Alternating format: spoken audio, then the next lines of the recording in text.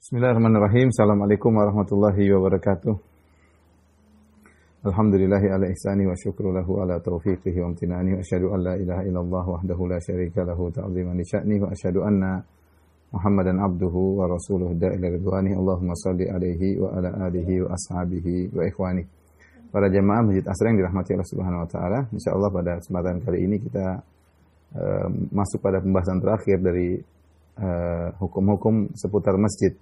Dan insyaallah pekan depan kita akan masuk tentang bab sutrah orang sholat ya. Baru kemudian setelah itu kita akan masuk dalam bab waktu-waktu sholat.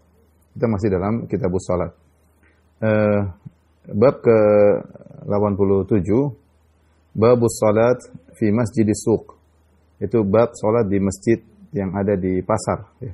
Masjid yang ada di pasar ya. Al-Imam Al-Bukhari rahimahullah wallahu a'lam membawakan bab ini untuk menjelaskan bahwasanya memang pasar adalah tempat yang tidak disukai oleh Allah Subhanahu wa taala ya, karena di sana banyak terjadi penipuan, banyak terjadi sumpah-sumpah palsu. Dalam hadis dari Abu Hurairah radhiyallahu anhu dalam Sahih Muslim, Nabi SAW bersabda, "Ahabbul bilad ilallahi masajiduha." Sungguhnya tempat yang paling disukai oleh Allah adalah masjid-masjidnya. Wa abghadul bilad ilallahi aswaquha, dan tempat yang paling dibenci oleh Allah adalah pasar-pasarnya ya. Kenapa? Karena di pasar banyak ya orang kadang bohong, kadang nipu, kadang mendolimi yang lain, kadang mengurangi takaran timbangan, kadang orang buka aurat, macam-macam di sana. Tetapi meskipun tempat tersebut kurang disukai oleh Allah Subhanahu wa taala, tidak menghalangi seorang untuk bikin masjid di pasar ya, kemudian untuk sholat di situ sebagaimana yang dibolehkan oleh Nabi sallallahu alaihi wasallam. Dan kita tahu di daerah kita di tanah air, alhamdulillah banyak pasar-pasar yang situ ada masjidnya atau musolanya. Demikian juga di mal-mal ya, situ juga ada musolanya ya. Oleh karenanya ketika seorang tiba waktu sholat, hendaknya mereka sholat meskipun di masjid-masjid yang ada di pasar ya. Kemudian Imam Bukhari berkata, wa shalla Ibnu Aunin fi masjidin fi darin yughlaqu alaihimul bab. Dan Ibnu Aun itu dia sholat, seorang salaf ya. Dia sholat di suatu masjid, di rumah yang ditutup pintunya tuh, ya kemudian mereka sholat dalam rumah tersebut ya. Mereka sholat dalam rumah tersebut. Ini salah satu pendapat ya yang menyatakan bahwasanya jika tidak memungkinkan untuk ke masjid atau jauh, boleh seorang sholat berjamaah meskipun di rumah ya. Ini tentu ada khilaf tentang masalah hukum salat berjamaah di masjid ya. Ada yang mengatakan sunnah muakkadah, ada yang mengatakan fardu kifayah, ada yang mengatakan fardu ain, dan ada yang mengatakan yang penting berjamaah tidak harus di masjid. Di masjidnya adalah fardu kifayah. Ada khilaf di kalangan para ulama, meskipun pendapat yang lebih kuat di antara pendapat tersebut adalah fardu ain. Hukumnya adalah fardu ain berdasarkan hadis-hadis yang tegas dalam hal ini. Tentunya kita tidak sedang bahas hal tersebut, tapi intinya ini ada khilaf di kalangan para ulama tentang hukum salat berjamaah di masjid ya. Baik, kemudian artinya Imam Bukhari mengatakan ya tidak harus di masjid yang di tengah kota atau di tengah kampung. Terkadang seorang tidak bisa ke masjid tengah kampung, dia bisa sholat di masjid pasar. Terkadang tidak bisa di masjid pasar, di masjid rumah kalau memang kondisi tidak memungkinkan ya. Kemudian beliau membawakan hadis. Beliau berkata, Imam Bukhari rahimahullah berkata, qala haddatsana Musaddad qala haddatsana Abu Muawiyah anil A'mash an Abi Salih an Abi Hurairah anin Nabi sallallahu alaihi wasallam qala. Dari Nabi sallallahu alaihi wasallam beliau bersabda, salatul jami' tazidu ala salatihi fi baitihi. Bahwasanya salat berjamaah ya berpahala daripada salat sendiri di rumah, wa salatihi fi suqihi, demikian juga dia salat di pasarnya, 25 darajah, 25 kali lipat ya, 25 derajat. Salat berjamaah itu pahalanya 25 kali lipat daripada salat sendiri di rumah atau salat sendiri di pasarnya ya. Ini juga hadis yang dijadikan oleh sebagian ulama bahwasanya Salat berjamaah bukan fardu ain, karena Nabi mengatakan salat di rumahnya, artinya dia salat sendiri, atau salat di pasarnya, dia salat, dia tidak ke masjid tapi dia salat di tempat jualannya, dia salat di tokonya, ya ada orang seperti itu ya. Kata Nabi, salat berjamaah di masjid 25 kali lipat daripada salat dia di tokonya atau dia salat di rumahnya. Sekali lagi ini masalah khilaf, bukan saatnya kita membahas, meskipun saya katakan yang lebih kuat bahwasanya salat berjamaah adalah hukumnya fardu ain. Tapi ini kita akan bahas hadis ini. Intinya dia mengatakan salat berjamaah di masjid 25 kali lipat daripada salat di rumah atau salat di pasar. Kenapa? Fa inna ahadakum idza tawaddaa fa ahsana. Karena jika salah seorang dari kalian berwudu, kemudian dia fa ahsana, dia sempurnakan wudunya. Wa atal masjid, kemudian dia pergi ke masjid, la yuridu illa salat. Dia tidak ingin ke masjid kecuali hendak salat. Tidak ada niat lain. Bukan untuk dagang, buat untuk yang lain, tapi dia memang ingin salat. Lam yakhtu khutwatan illa rafa'allahu biha darajah. Tidaklah dia melangkahkan kaki, satu langkah kaki kecuali akan diangkat derajatnya. Wa hatta anhu khati'ah, dan akan dikurangi dosanya. Hatta yadkhulul masjid, sampai dia masuk masjid. Wa idza dakhala al-masjid, kalau sudah masuk masjid, kana fi salatin ma kana tahbisuhu. Maka dia dihitung argo pahala sedang salat selama dia tertahan karena ingin salat. Wa tusalli alaihi al-malaikatu, dan malaikat mendoakannya madama fi majlisi alladhi yusalli fihi. Selama dia salat, dia nunggu di majlis yang dia salat di situ, maka malaikat terus mendoakannya. Malaikat berdoa, Allahumma ghfir lahu, ya Allah ampunilah dia. Allahumma arhamhu, ya Allah rahmatilah dia. Malam yu'dhi yuhdits fi, selama dia tidak berhadas, selama dia tidak berhadas ya. Ini hadis ya, menjelaskan tentang keutamaan salat di masjid, dan ternyata pahalanya besar 25 kali lipat. Dan ini sebenarnya membuat kita semangat untuk ke masjid ya. Kalau tidak ada halangan, kita semangat untuk ke masjid. Kenapa? Karena subhanallah perbandingannya sangat jauh berbeda. Dalam sebuah riwayat 27. Sabanu 20 darajah, 27 derajat ya. Taruhlah 25, berarti kalau kita sholat isya di rumah 4 rakaat, ya, kemudian kita dibandingkan dengan sholat isya di masjid, berarti kita seperti sholat 4 rakaat di masjid seperti 100 rakaat di rumah. Ya, saya ulangi karena 25 derajat minimal, kalau enggak 27. Ya, kita sholat 4 rakaat sholat isya di masjid sama seperti 4 kali 25, seperti seperti 100 rakaat. Ini tentu kalau dijalani tiap hari, belum kalau 5 waktu, belum setahun ya. Kemudian lihat pahala yang kita dapatkan kalau kita melangkahkan kaki menuju masjid. Setiap satu langkah kaki derajat kita diangkat, dosa kita dihilangkan. Satu langkah kaki lagi derajat kita diangkat, dosa kita dihilangkan. Subhanallah. Maka kenapa tidak kita semangat untuk pergi ke masjid? Langkah kita ini banyak dosa, kita ini banyak kesalahan. Kita ingin derajat kita dinaikkan ya. Di antaranya kalau tiap hari kita nggak rasa. Ternyata setiap hari berapa derajat yang kita naiki. Kalau kita 5 waktu ke masjid, pulang balik ya. Maka banyak sekali pahala yang didapatkan, derajat yang diraih, dan betapa banyak dosa-dosa yang dikurangi ya. Maka seorang semangat, terutama laki-laki, jangan malas, ingat ya pahala-pahala ini. Saya sering sampaikan, seandainya Nabi mengatakan siapa yang sholat di masjid dapat 25 ekor kambing, ini orang pada ke masjid semua ya. Satu kali sholat dapat 25 ekor kambing ya. Masjid full kambing ya. Tetapi apa yang disediakan oleh Allah lebih daripada itu. Lebih daripada itu ya. Pahala sangat besar. Dan ini hanya bisa kita tahu kalau sudah di akhirat kelak. Seorang semangat. Tapi dia berusaha ketika hendak ke masjid, hendaknya dia wudu yang sempurna 3 kali ya. Kemudian niatnya dibenerin, saya pengen ke masjid, pengen sholat. Ya kalau ada ketemu teman itu niat domplengan. Intinya saya ingin ke sholat. Bukan sholat adalah niat domplengan. Niat utamanya pengen sholat. Adapun mau ke rapat, mau ketemu, mau ada urusan itu niat tempelan, bukan niat asal. Niat asal adalah ke masjid. Ini penting karena pengaruh niat luar biasa. Agar kita meraih 25 derajat tersebut. Jadi mau ke masjid niatnya untuk sholat agar mendapatkan pahala yang besar. Ya. Kemudian ketika dia berjalan tadi, setiap langkah menambah derajat, mengurangi dosa, sampai dia tiba di masjid.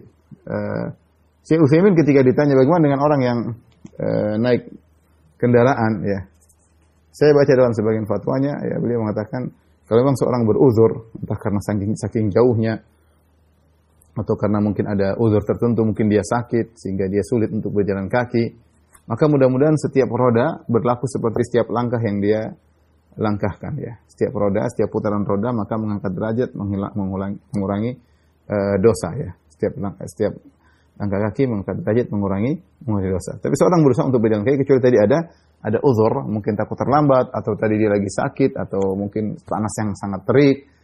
Silahkan dia naik kendaraan atau cukup jauh ternyata masjidnya. Kalau dia berjalan khawatir terlambat ya. Tapi dia berusaha jalan kaki sebisa mungkin. Subhanallah, ketika dia masuk masjid, pahalanya lebih besar lagi. Kalau dia masuk masjid, kemudian dia nunggu masjid, maka dia dianggap sedang sholat. Kata Rasulullah SAW, "Idza dakhala al-masjid, kana fi sholatin makana tahbisuhu." Maka ketika masuk masjid, dia dalam kondisi dianggap sedang sholat. Jadi seakan-akan lagi sholat. Selama dia terhalangi karena memang lagi nunggu sholat. Subhanallah ya. Kemudian kalau dia di situ ya, di situ nunggu sholat, kemudian sampai sholat sudah selesai dia masih di situ, maka malaikat terus mendoakannya.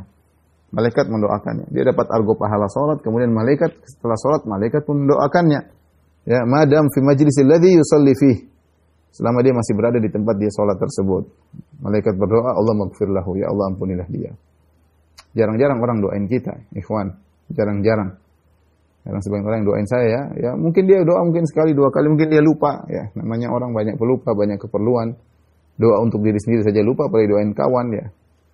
Tapi kalau seorang ke masjid, otomatis malaikat mendoakannya.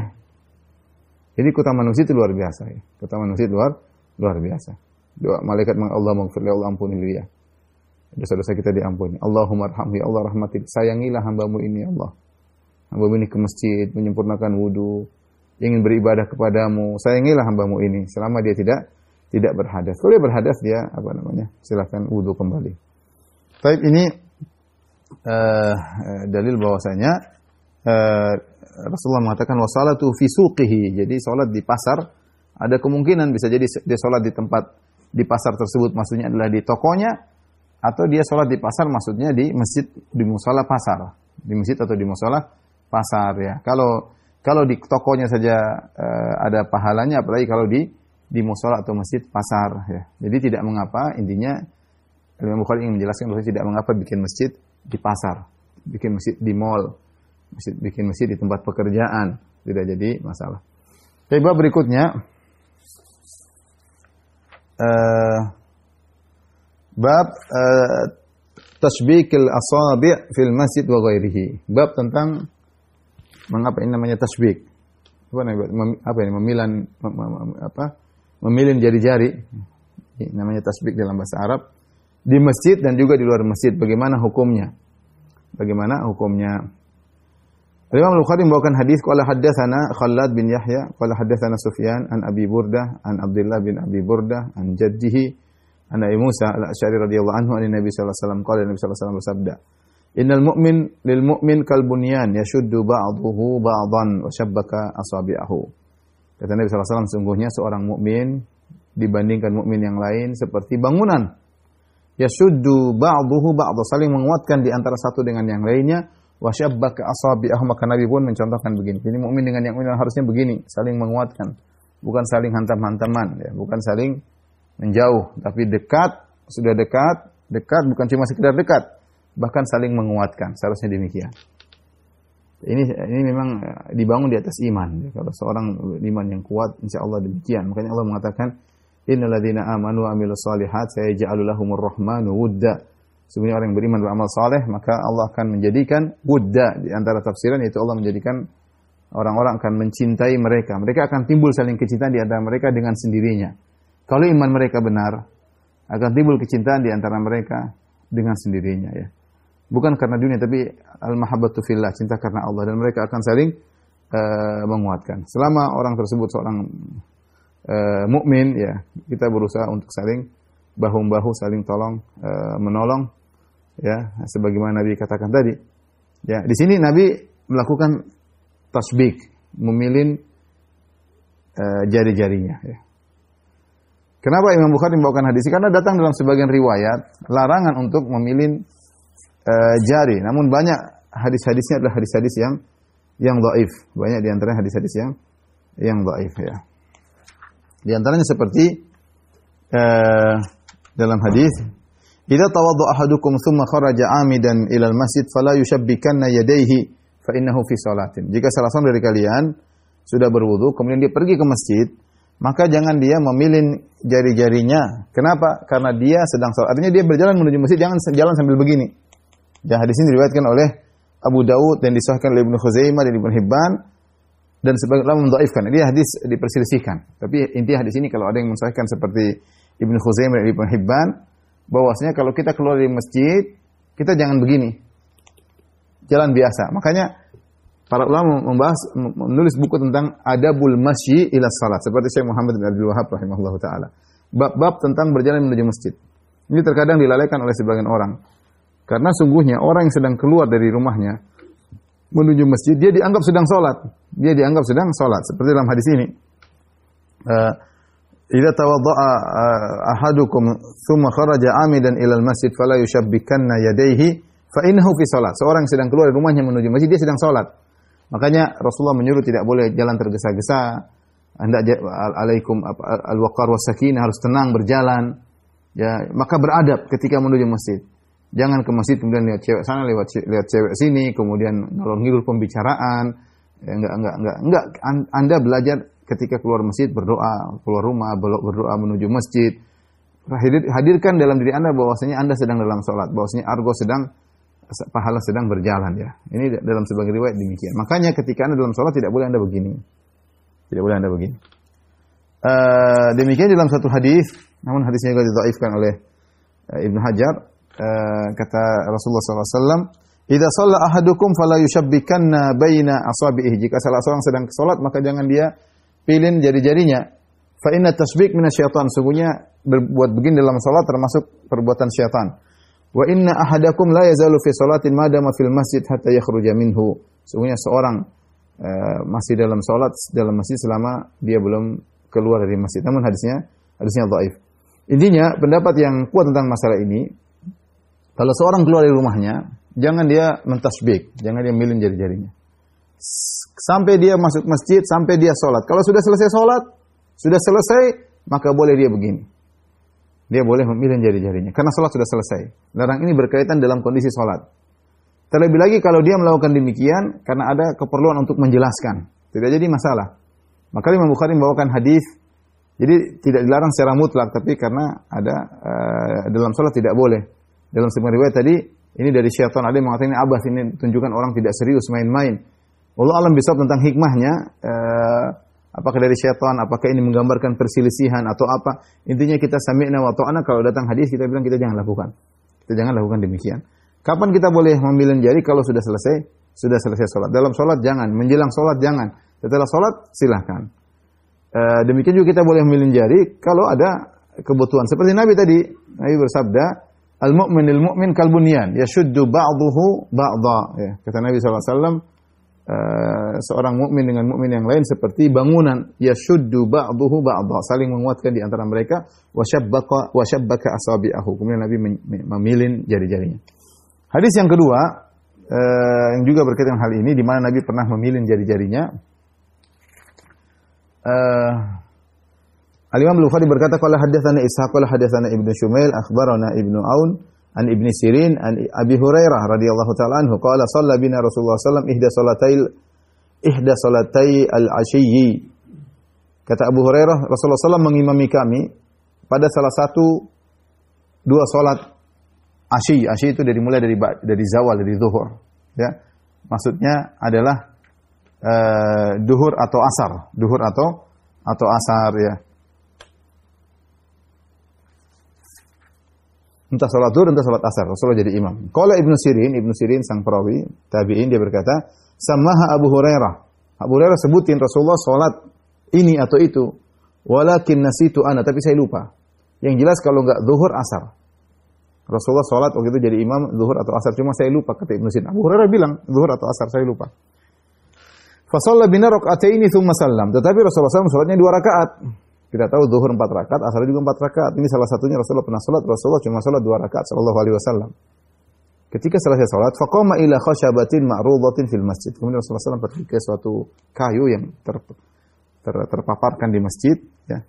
Fataka alaiha, Rasulullah SAW menyandarkan tangannya pada kayu tersebut, ka'annahu ghadban, dia kayak gelisah, seakan-akan sedang marah. Wa wada'a yadahu al-yumna 'ala al-yusra, Rasulullah meletakkan tangan kanan di atas tangan kiri. Rasulullah begini, kayaknya kayak sesuatu lagi marah atau lagi sesuatu. Kayak ada yang kayak ada sesuatu yang tidak beres, ya. Rasulullah biasa salat nyaman, kali ini dia aneh, dia merasa enggak enak, kayaknya ada sesuatu, tapi dia enggak tahu ada apa. Ya. Rasulullah kan mengatakan wuju'ilat qurratu aini fi salat. Allah menjadikan kebahagiaanku pada salat. Rasulullah SAW pernah berkata, "Ya Bilal arihna bis salat." Wahai Bilal, istirahatkanlah kami dengan salat. Artinya dengan salat kami merasa istirahat, merasa tentram. Tapi ketika Rasulullah SAW salat cuma 2 rakaat dan beliau lupa, ya. Rasulullah SAW pernah berkata, "Inni ansaka ma tansaun." Sungguhnya innama ana bashar ansaka ma tansaun. Sungguhnya aku manusia, hanyalah seorang manusia, aku lupa sebagaimana kalian lupa, ya. Fa idza nasitu fadzakkiruni. Kalau saya lupa maka ingatkanlah aku. Dan kita semua keturunan anak Adam. Anak Adam dan Nabi Adam alaihissalam lupa, ya. Nasiya Adam wa nasiyat dzurriyyatuhu, kata Nabi Adam lupa dan anak-anak turunannya juga lupa, ya. Karena sebagaimana dalam hadis ketika Adam dikasih umur oleh Allah 1000 tahun, kemudian Allah perlihatkan anak turunan Adam, tiba-tiba Nabi Adam tertarik dengan Nabi Daud. Ini siapa? Kata Allah, Nabi Daud. Berapa umurnya? Kata Allah, umurnya 60 tahun. Kata Adam, berikan 40 tahun saya buat dia. Jadilah Daud umurnya 100, Adam 960. Ketika waktunya dicabut nyawa oleh malaikat maut, Adam bilang belum saatnya, umur saya 1000. Dia lupa kalau dia sudah kasih 40 sama cucunya Daud, ya. Maka Nabi SAW ketika mengomentari di sini beliau berkata, "Nasiya Adam wa nasiyat dzurriyyatuhu." Adam lupa dan keturunannya juga lupa. Dan Nabi Muhammad SAW juga bisa lupa. Bisa lupa. Seperti dalam dalam kisah ini, ya. Jadi mengatakan, innama ana basyarun ansaka ma tansaun. Aku ini hanya manusia, aku lupa sebagaimana kalian lupa. Fa idza nasitu, kalau aku lupa fadzakiruni, maka ingatkanlah aku. Karena kebiasaan Nabi salat dengan tentram, dengan nyaman, dan itu kebahagiaan salat Nabi. Ketika ada yang kurang, Rasulullah gelisah, ada sesuatu yang gelisah. Makanya ka'annahu ghadban, seakan-akan beliau sedang marah, sampai tangannya beliau letakkan kanan di atas kiri. Kemudian wasyabbaka baina asabi, kemudian bukan cuma begini saja, kemudian Rasulullah menjalin. Tapi ini sudah salat. Beliau menyangka sudah selesai salat. Ini dalil bahwasanya kalau sudah selesai salat boleh mentasbih, ya. Yang dilarang kalau dalam salat. Jangan seorang salat Allahu Akbar tangannya begini, enggak boleh. Atau begini terus gelisah gini-gini, enggak boleh. Dalam salat enggak boleh. Enggak boleh tasbih. Tapi setelah salat enggak ada masalah. Kemudian wasyabbaka baina asabihi, Rasulullah kemudian sallallahu alaihi wasallam mentasbih, memilih jari-jarinya. Wa wada'a yadahu al-yumna ala dhahri kaffihi al-yusra, ya. Kemudian Rasulullah SAW meletakkan tangannya di atas tangan kirinya, ya. Kemudian kata sang perawi, ya,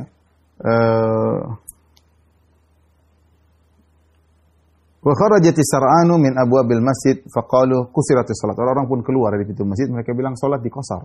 4 jadi 2. Wa fil qaum Abu Bakr wa Umar fahaba an yukallimahu. Di situ di makmum ada Abu Bakar, ada Umar radhiyallahu anhuma. Tapi keduanya enggak enak. Ngomong ke Nabi enggak enak, mau negur Nabi, ya Rasulullah, salat 2 kan? Mereka tahu Rasulullah SAW salah, tapi memang ada kemungkinan Rasulullah SAW lupa, ada kemungkinan ada hukum baru turun sehingga salat dikosor. Tapi intinya mereka enggak enak mau ngomong, segan. Ya habahu, artinya mereka fahaba, mereka segan untuk ngomong kepada Nabi SAW. Akhirnya enggak ada yang berani ngomong karena segan kepada Nabi SAW. Wa fil qaumi rajulun fi yadayhi tulun yuqalu lahu dzul yadain. Ada seorang di antara para makmum, ada seorang yang tangannya agak panjang daripada yang normal, dikenal dengan dzul yadain, yaitu orang yang memiliki tangan, 2 tangan, yang pemilik 2 tangan. Kenapa disebut dia dengan pemilik 2 tangan? Karena tangannya agak panjang daripada normal. Orang ini cirinya dzul yadain, ya. Ini bukan untuk menghina tapi untuk mencirikan, ya. Disebut dzul yadain, yaitu pemilik 2 tangan. Semua orang juga punya 2 tangan. Tapi kenapa disebut dengan pemilik 2 tangan? Karena tangannya ada agak panjang daripada biasanya. Sehingga dikenal dengan yuqalu lahu, orang itu dikenal dengan dzul yadain, pemilik 2 tangan. Maka dia datang, dia berkata, "Ya Rasulullah, anasita am qusiratis salat?" Ya Rasulullah, 2 kemungkinan. Engkau lupa atau memang salat dijadikan qasar karena ada wahyu hukum baru sehingga 4 jadi 2. Rasulullah SAW merasa dia tidak salah, dia mengatakan lam ansa wa lam tuksar. Aku tidak lupa Dan salat tidak dikosor. Kemudian beliau agak ragu, beliau berkata, akama yaqulu dzul yadain? Benarkah salat dikosor jadi dua? Seperti dikatakan oleh dzul yadain. Faqalu na'am, orang para sahabat yang mengatakan, iya Rasulullah. Ketika Rasulullah sadar bahwasanya dia salat 2 rakaat, fataqaddama, Rasulullah maju lagi, takbir lagi, fa shallama taraka. Maka Rasulullah lanjutkan 2 rakaat yang tersisa. Padahal sudah ngomong-ngomong nih. Sudah ngomong-ngomong kemudian lanjut. Tsumma taraka, tsumma sallam, ya. Fa shallama taraka, tsumma sallam. Kemudian beliau salat, kemudian beliau salam. Tsumma kabbara, kemudian beliau sujud sahwi. Setelah salam, assalamualaikum warahmatullahi wabarakatuh, beliau takbir, Allahu akbar.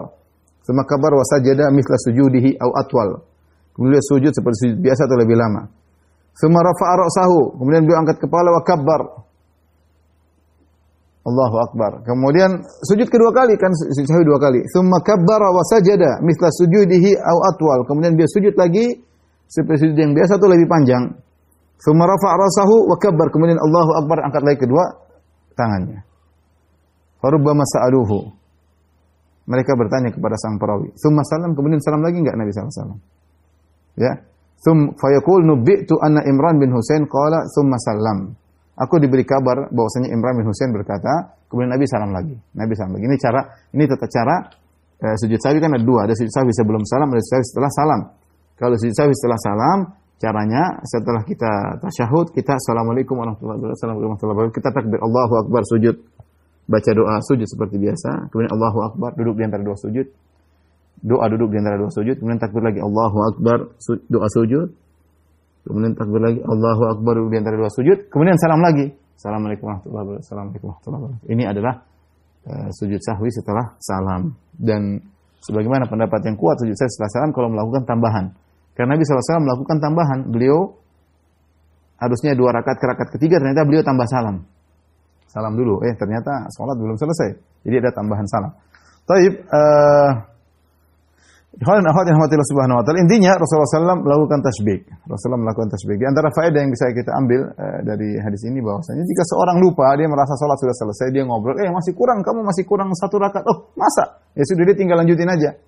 Tinggal lanjutin, 1 tambah 1 aja, enggak usah ulang dari awal, tambah 1 saja, kemudian dia sujud sahwi setelah salam. Ya. Sujud sahwi setelah salam.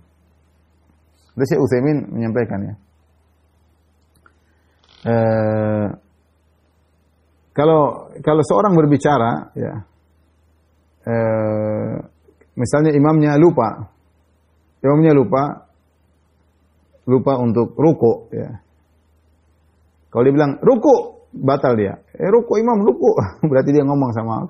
Jadi berbicara dengan sengaja membatalkan salat. Lain berbicara dengan Allah. Berbicara dengan Allah tidak membatalkan salat.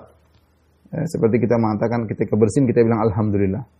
Tapi kalau ada orang jawab yarhamukallah, itu membatalkan salat. Dia ngomong sama kita. Jadi kalau kita yang bilang alhamdulillah, kita sedang memuji Allah.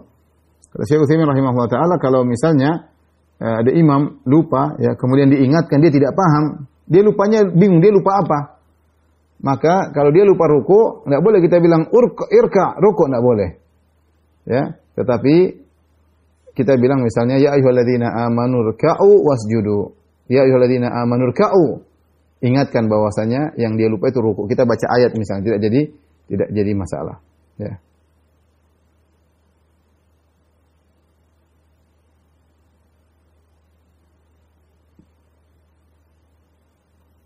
Kalau dia nggak paham juga, kita sudah baca ya ayyuhalladzina amanu ruk'u. Ya ayyuhalladzina amanu ruk'u. Maksudnya suruh dia ruku. Dia enggak paham juga.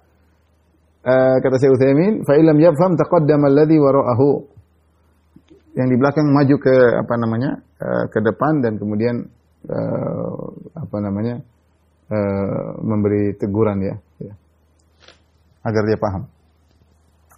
Taib ikhwan dan akhwat yang dirahmati Allah Subhanahu wa taala, ini bab tentang tasbih. Intinya seorang tidak boleh ketika hendak menuju ke masjid, tidak boleh tasbih sampai selesai salat. Kalau selesai salat boleh. Adapun di luar dari salat, boleh kita melakukan tasbih. Apalagi dalam rangka untuk menjelaskan sesuatu, sebagaimana Nabi tadi menjelaskan seorang mukmin dengan mukmin yang lain harusnya saling menguatkan. Jadi kita masuk pada bab yang terakhir pada kesempatan kali ini. Bab ini cukup panjang. Ini ada sekitar 9 hadis. Intinya tentang nama tempat-tempat ya, tentang tempat ini, tempat anu, tempat ini, tempat anu. Tapi saya bacakan saja, saya jelaskan semampunya karena banyak dari tempat-tempat tersebut kata Ibnu Hajar rahimahullah sudah indatharat, yaitu sudah punah, sudah tidak ada lagi, sudah tidak bisa dibedakan karena adanya bangunan-bangunan, adanya pembangunan, adanya perubahan, adanya longsor, adanya banjir. Sehingga banyak tempat-tempat tersebut mengalami perubahan. Itu tempat-tempat yang pernah disinggahi oleh Nabi untuk sholat. Ini tentang tempat-tempat yang pernah disinggahi Nabi oleh sholat. Tapi Nabi bukan sengaja, tapi Nabi kebetulan singgah situ, Rasulullah sholat di situ.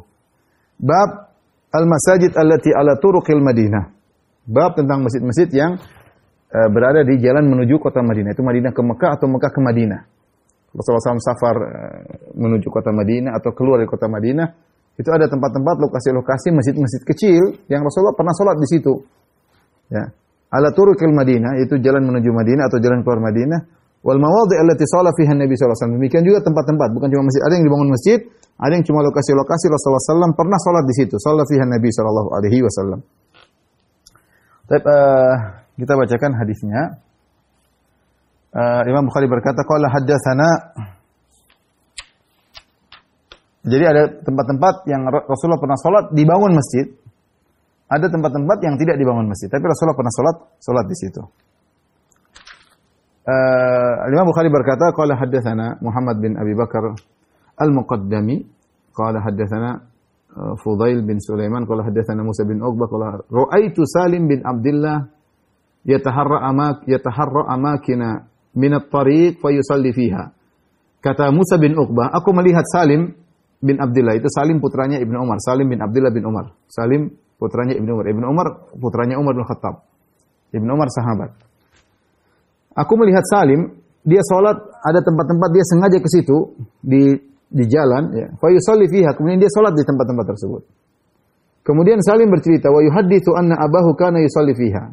Salim menjelaskan, bapakku dulu di sini, Ibnu Umar dulu sengaja sholat di sini. Wa annahu ra'a an-nabi sallallahu alaihi wasallam yusalli fi tilkal amkinah. Kenapa bapaknya dulu Ibnu Umar sahabat radhiyallahu anhu sengaja sholat itu? Karena Ibnu Umar pernah melihat Nabi sholat di tempat-tempat ini. Jadi dia safar sama Nabi, dia lihat Nabi sholat di mana, dia hafal tempatnya. Rasulullah pernah sholat situ, dia hafal tempatnya. Sehingga dia sholat lagi di situ. Suatu saat kalau lewat situ dia mampir, dia sholat di tempat yang pernah disolatin oleh Nabi sallallahu alaihi wasallam. Dan diikuti oleh anaknya Salim bin Abdullah. Kemudian wa haddatsani Nafi' an Ibnu Umar, ya. Dan mengabarkan kepadaku Nafi' dari Ibnu Umar annahu kana yusalli fi tilkal amkinah. Nafi' juga bukan cuma Salim yang mengabarkan dari Ibnu Umar, Nafi' juga demikian. Nafi' maula Ibnu Umar mengabarkan Ibnu Umar juga memang begitu. Dia sholat di tempat-tempat yang pernah disolatin oleh Nabi sallallahu alaihi wasallam. Wa sa'altu Saliman, kata Musa bin Uqbah, aku bertanya kepada Salim. Fala a'lamuhu illa wafaqa Nafi'an fil amkinati kulliha. Dan aku tahu semua yang disebut tempat yang disebut oleh Salim persis seperti tempat disebut oleh Nafi', karena dua-duanya sedang bercerita tentang Ibnu Umar. Salim dan Nafi' ini sama-sama muridnya Ibnu Umar, mereka sedang bercerita tentang Ibnu Umar sholat di mana-mana, dan ternyata cerita mereka berdua sepakat kecuali satu. In illa annahuma ikhtalafa fi masjidin bi syarafir rauha. Hanya saja mereka khilaf tentang satu masjid yang letaknya di Syarafir Rauha. Syarafir Rauha itu satu nama tempat, nama lokasi jauh dari kota Madinah. Rasulullah pernah sholat situ, cuma tempatnya di persisnya antara mereka berdua. Ada yang bilang Ibnu Umar sholat sini, ada yang mengatakan Ibnu Umar sholat di situ. Baik, kita lanjutin hadisnya, ada sekitar 9 hadis. Qala haddatsana Ibrahim bin Munzir, qala haddatsana Anas ibnu Iyad, qala haddatsana Musa bin Uqbah an-Nafi' an Abdullah akhbarahu anna Rasulullah sallallahu alaihi wasallam kana yanzilu bi Dzil Hulaifah hina ya'tamir. Bahwasanya Ibnu Umar mengabarkan bahwasanya Rasulullah SAW mampir di Dzul Hulaifah. Dzul Hulaifah adalah mikotnya kota Madinah yang dikenal dengan Abyar Ali sekarang. Ketika hina ya'tamir, ketika Nabi umrah. Demikian juga fi hajjati hina hajja. Ketika haji juga demikian, Rasulullah mampir ke mikot. Mikotnya adalah Dzul Hulaifah. Tahta samuratin fi mawdhi'il masjid ladzi bi Dzul Hulaifah. Rasulullah mampir di mana? Mampir di sebuah pohon berduri di tempat masjid sekarang yang ada di Dzul Hulaifah. Dulu ada suatu masjid mungkin kecil zaman dulu, dibangun di situ. Situlah tempat Nabi dulu singgah. Sekarang masjid sudah besar, hampir lembah itu semua jadi masjid. Sekarang masjid mikot ya. Dulu ada tempat masjid-masjid yang tidak besar. Situlah tempat Nabi dulu singgah ketika di Dzul Hulaifah di Bir Ali. Wa kana idza raja'a min ghazwin kana fi tilka at-tariq aw hajjin aw umrah habata min batni wadin. Ya. Fa idza dhahara min batni wadin anakha bil batha allati ala shafiril wadi syarqiyyah فأرسى ثم حتى يصبح ليس عند المسجد الذي بحجارة ولا على الأكمة التي عليها المسجد kana thamma Khalijun yusalli Abdullah indahu. Kemudian adalah Nabi sallallahu alaihi wasallam kalau pulang dari peperangan dan melewati jalan tersebut atau pulang dari haji atau pulang dari umrah, habata min batni wadin, maka beliau pun turun dari perut lembah. Fa idza dhahara min batni wadin, kalau beliau muncul dari, ini jelaskan tempat-tempat kita enggak ngerti, tapi tempat di Madinah artinya dia mengatakan lewat lembah situ, kalau kemudian Rasulullah muncul dari lembah sini ya. Ana khabil batha, maka Rasulullah sallallahu meletakkan, mengikatkan ontanya di al-batha. Allati ala syafiril wadi, yang berada di mulut lembah bagian timur. Ini juga kita enggak tahu lembahnya di mana. Sekarang sudah banyak perubahan, tapi ini cerita, saya bacakan di hadisnya. Fa arrasa thamma hatta yusbi, maka kalau Rasulullah SAW tiba di akhir malam, Rasulullah SAW menginap di situ ya sampai subuh. Laisa indal masjid ladzi bihijaratin, bukan lokasinya bukan di masjid yang di daerah batu, wala alal aqmatil lati 'alaiha al masjid, bukan daerah yang bukit tinggi yang situ ada masjid, bukan daerah itu. Kana thamma Khalijun yusalli Abdullah indahu. Tetapi lokasinya ya, di suatu lembah ya yang agak dalam, namanya disebut dengan Khalij. Yang disitulah Ibnu Umar salat di situ. Wa fi batnihi kuthub, dan di lembah yang agak dalam tersebut ada kuthub. Kuthub itu adalah kumpulan pasir-pasir yang agak tinggi. Karena Rasulullah SAW sama yusalli, Rasulullah SAW salatnya di situ. Fadaha sailu fihi bil batha hatta dafana dzalikal makan alladzi kana Abdullah yusalli fi. Tapi kemudian datang longsor atau banjir kemudian menutupi lokasi lembah yang agak dalam yang Nabi pernah sholat situ, sekarang sudah tertutup, sudah enggak ada lagi. Ini cuma menjelaskan bahwasanya Rasulullah SAW beliau sholat situ dan Ibnu Umar semangat sholat di situ. Hadis berikutnya, ini semua tentang tempat-tempat ya, nanti kita ambil kesimpulan di akhir. Anna Abdullah bin Umar haddatsahu anna Nabi sallallahu alaihi wasallam shalla haitsul masjidus shaghir. Ibnu Umar menjelaskan bahwasanya Rasulullah SAW dahulu sholat di tempat lokasi masjid kecil, alladzi dunal masjid alladzi bi syarafir rauha, bukan di masjid yang besar yang terletak di kota Syarafir Rauha. Waqad kana Abdullah yu'limul makan alladzi kana shalla fihi Nabi sallallahu alaihi wasallam. Ibnu Umar menjelaskan tempatnya di sini, dulu Nabi pernah salat di sini, bukan di masjid itu, di sini. Yaqulu thamma an yaminika hina taqumu fil masjid tusalli. Lokasinya ketika kau di masjid, masjid yang besar itu sebelah kananmu, itulah lokasi Nabi sallallahu alaihi wasallam. Wa dzalikal masjid ala hafatit tariq al-yumna wa anta dhahibun ila Makkah. Dan masjid tersebut adalah di bagian sebelah kanan jalan ketika kau sedang berjalan menuju Mekah, dari Madinah menuju Mekah. Bainahu wa bainal masjidil akbar ramyatun bi hajarin aw nahu dzalik. Jarak antara masjid besar dengan lokasi masjid yang Nabi salatin situ seukuran orang melempar batu. Ini juga di mana Allah alam. Kota Syarafu Ar-Rauha juga saya juga tidak tahu di mana, tapi disebutkan oleh Ibnu Hajar jaraknya berapa. Apakah sampai sekarang namanya sampai seperti itu? Allah alam. Karena kalau kita berjalan dari Mekah menuju Madinah, ada nama kota-kota kecil ya, kota-kota kecil. Kalau kita Tariq Jambu, ada nama kota-kota kecil. Kalau lewat Tariqul Hijrah menuju Mekah juga ada nama kota-kota kecil ya. Tapi selama saya jalan saya tidak ingat ada namanya kota Syarafur Rauha. Wallahu alam.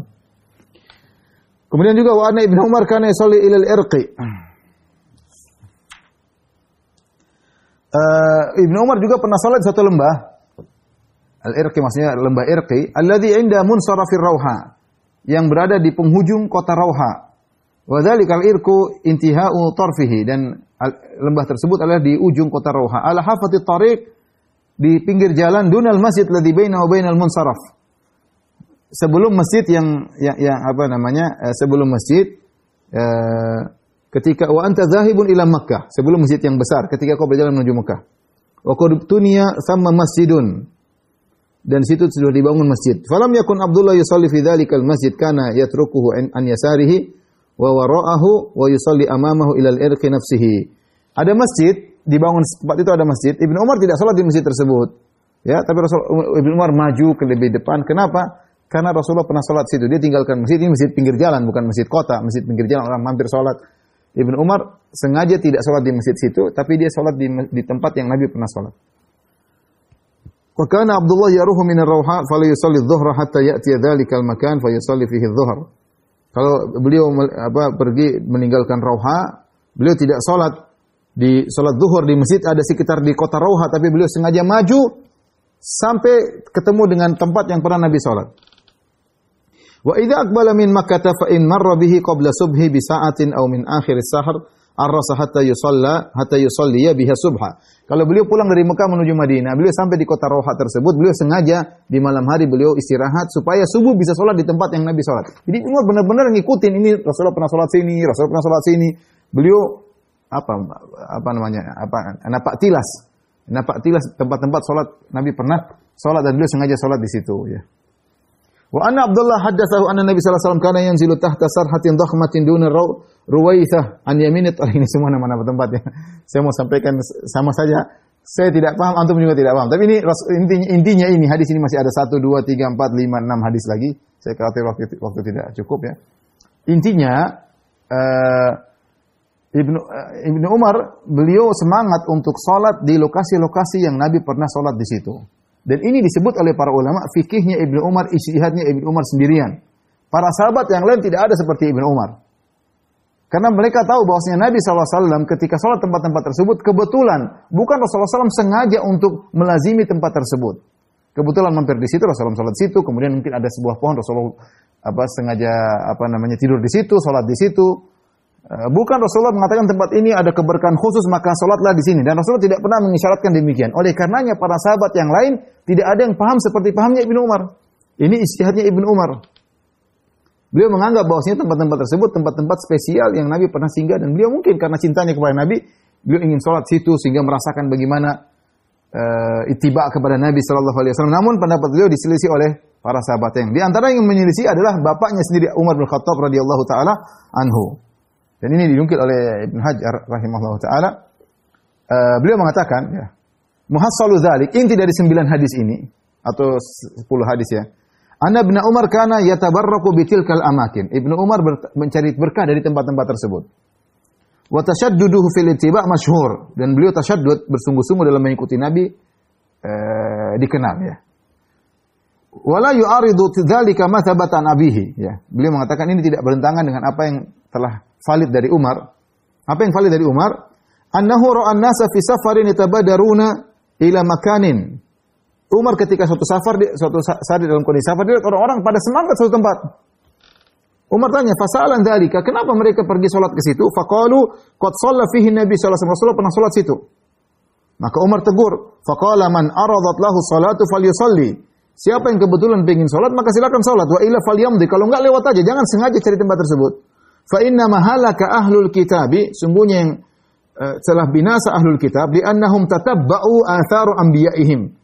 Mereka binasa karena mereka mengikuti jejak-jejak nabi mereka.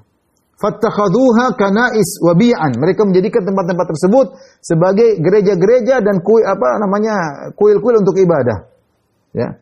Ini makanya Umar bertentangan dengan Ibnu Umar, bertentangan. Tapi Ibnu Hajar berusaha untuk mengkompromikan. Ya.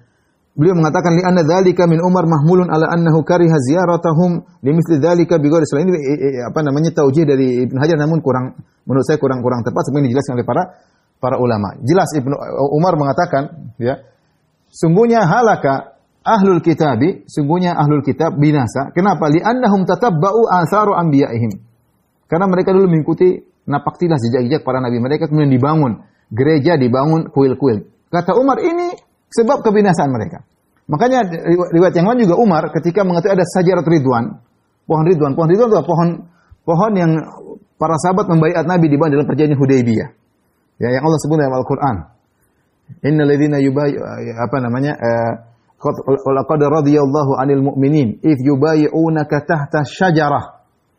Sungguh Allah telah meridai kaum mukminin ketika mereka membaiat engkau di bawah sebuah pohon. Pohon itu sempat ada di zaman Umar. Orang-orang pada ke situ. Umar suruh tebang.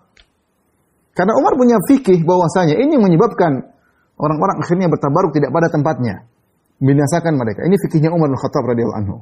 Demikian juga ketika di zaman Umar orang menemukan Nabi Daniel. Nabi Daniel jasadnya masih utuh. Umar takut orang-orang akan bertabaruk berlebihan. Dan Umar yang paham akan hal ini. Lebih paham daripada kita semua.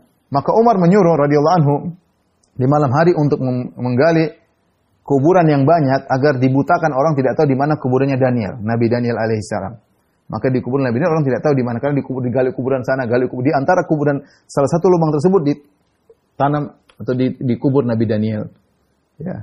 Untuk apa? Lita'miyah, agar orang tidak tahu di mana lokasi kuburan tersebut. Karena kalau ketahuan orang akan bertabaruk di situ. Orang akan bisa jadi meminta kepada satu dzari'ah untuk menahan atau menghalangi terjadinya sarana-sarana kesyirikan, sarana-sarana kesyirikan. Ini fikihnya Umar bin Khattab radhiyallahu taala anhu.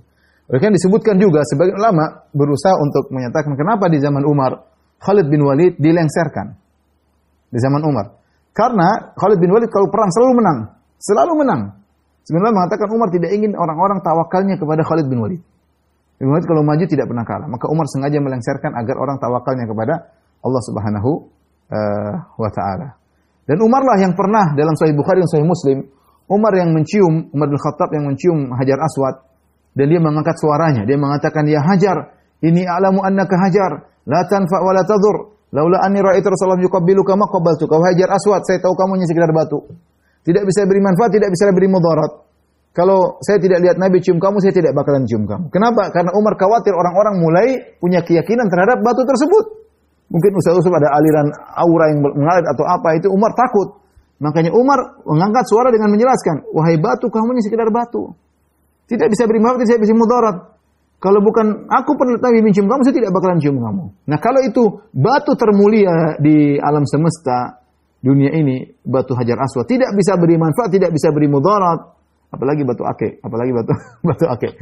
Oleh karenanya, kita katakan ini ijtihad dari Ibnu Umar. Ijtihad dari Ibnu Umar radhiyallahu anhu karena cintanya kepada Nabi sallallahu alaihi wasallam sehingga beliau berusaha mencari lokasi-lokasi di mana Nabi pernah salat. Namun ini tidak dilakukan oleh para sahabat. Masih banyak sahabat lebih alim dari beliau, masih banyak lebih sahabat lebih faqih, lebih cinta kepada Nabi, namun mereka tidak melakukan seperti Umar sehingga ijtihadnya Ibnu Umar, dan kita tahu para sahabat tidak maksum. Ibnu Umar ada beberapa hal yang menyelisih sahabat, seperti kalau beliau berwudu, beliau mata juga beliau cuci. Matanya juga beliau cuci, bukan hanya wajah, mata juga. Itu di antara ijtihad beliau. Tapi kita bilang beliau diselisih oleh para sahabat yang lain. Ya. Di sini kemudian Ibnu Hajar mengatakan beliau berdalil dengan kisah ini, dengan kisah Ibnu Umar, fahuwa hujjatun fi tabarruk bi athari salihin. Kata Ibnu Hajar, saya ingin kasih tahu saya bahwasanya Ibnu Hajar mengatakan ini dalil bahwasanya kita boleh bertabarruk mencari dengan bekas-bekas orang soleh. Bekas ini, bekas inunya, bekas anunya. Dan ini adalah pendapat yang tidak tepat, kurang tepat dari Ibnu Hajar rahimahullahu taala. Beliau juga tidak maksum, kita boleh mengkritik ya. Kenapa? Karena pendalilan tidak tepat. Pertama, Ibnu Umar ketika mengikuti jejak-jejak Nabi tidak disetujui oleh para sahabat yang lain. Bahkan diselisih oleh bapaknya sendiri. Tadi jelas riwayatnya disebut oleh Ibnu Hajar dalam Fathul Bari. Ya. Di mana Ibnu Umar berkata, sungguhnya halaka ahlul kitab li annahum tatabba'u. Sungguhnya telah binasa ahlul kitab karena mereka mengikuti napak tilas jejak para nabi mereka. Fattakhadhuha kanais wa bi'an. Lalu mereka menjadikan tempat-tempat itu sebagai kanisah dan biak, kuil-kuil. Ini menyebabkan mereka binasa. Sehingga Umar menyelisihi Ibnu Umar dan para sahabat yang tidak ada yang seperti Ibnu Umar. Kalau itu memang adalah suatu perkara ibadah, tentu para sahabat yang lain juga akan melakukan seperti Ibnu Umar. Ternyata yang melakukan cuma Ibnu Umar sendiri. Ini pertama. Dalilannya Ibnu Umar sendiri kita kritiki karena menyelisih para sahabat yang lain. Radhiyallahu anhum jami'an. Yang kedua, yang dijadikan napak tilas adalah Nabi SAW, dan Nabi tidak bisa dikiaskan dengan para orang-orang soleh. Jangankan dikiaskan orang soleh sekarang, para sahabat pun tidak bisa dikiaskan kepada Nabi SAW. Makanya tidak ada yang napak tilas sejak Abu Bakar, tidak ada yang napak tilas sejak Umar, tidak ada yang bertabaruk dengan keringatnya Abu Bakar atau keringatnya Umar, tidak ada yang bertabaruk dengan ludahnya Abu Bakar dan Umar. Beda dengan Nabi. Kalau Nabi SAW beliau buang ludah, para sahabat berusaha merebut ludah tersebut. Dan mereka mengusapkan kepada tubuh mereka karena mereka tahu ini berkah. Ya. Tidak bisa dikiaskan dengan orang-orang yang lain. Tidak ada satu riwayat pun tabi'in datang kepada Abu Bakar minta ludah Abu Bakar atau bajunya, itu enggak ada.